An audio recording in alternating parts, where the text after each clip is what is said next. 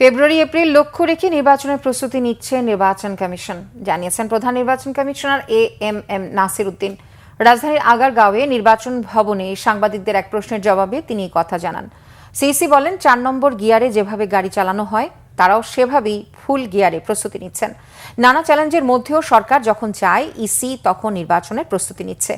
প্রধান উপদেষ্টার সঙ্গে সৌজন্য সাক্ষাতে আগামী জাতীয় নির্বাচনের তারিখ বা নির্বাচনের সম্ভাব্য সময়সীমা নিয়ে কোনো আলোচনা হয়েছে কিনা জানতে চাইলে সিইসি জানান, কোনো আলোচনা হয়নি, তবে প্রধান উপদেষ্টা নির্বাচনের প্রস্তুতি সম্পর্কে জানতে চেয়েছিলেন। বলেন, যথাসময়ে নির্বাচনের তারিখ ও তফসিল ঘোষণা করবে কমিশন। নির্বাচন যেন নিরপেক্ষ হয় এ বিষয়ে প্রধান উপদেষ্টা এই নির্বাচন কমিশন আন্তরিক বলেও জানান এএমএম নাসির উদ্দিন।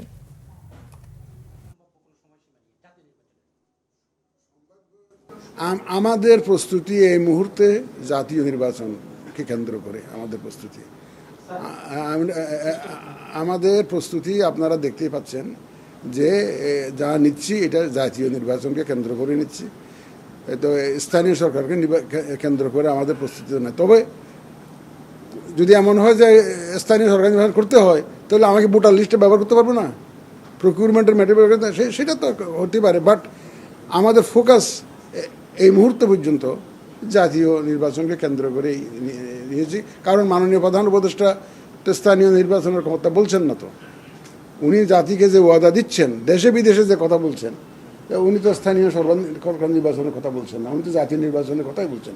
এবং আমরা ওনার ওই কথারকে কেন্দ্র করেই, ওনার সেই কমিটমেন্টকে কেন্দ্র করে আমাদের প্রস্তুতি জাতীয় নির্বাচনকে নিয়েই প্রস্তুতি।